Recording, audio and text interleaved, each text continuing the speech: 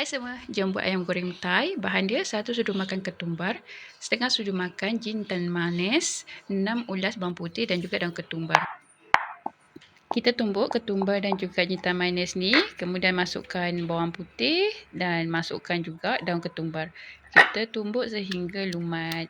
Kalau ada pengisar, lebih mudahlah. Tak penat untuk menumbuk. Okey, ni bahan yang kita dah siap tumbuk. Bahan-bahan ni kita akan lumurkan dekat ayam. Kini ayam yang kita dah siap basuh, bersih. Kita lumur je ke ayam ni. Dan ayam yang kita dah lumur dengan bahan yang kita tumbuk tadi, kita akan perap. Okey, kita perasakan dulu dengan garam dan juga perasa.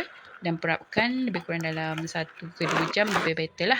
Okey, kemudian kita tambahkan dengan kicap sotong, tambahkan dengan gula dan juga dengan kicap. Kicap cair boleh, kicap manis pun boleh. Tambah sikit je. Okey, kemudian jadilah perapan untuk ayam goreng Thai ni. Okey, bila dah cukup 1 jam macam tu, tambahkan tepung jagung. Kemudian kita boleh goreng macam biasa. Mudah je. Untuk hasil tu saya tak sempat rakam, tapi tak apa. Ini rempah perapan ni boleh cuba dan boleh terus goreng.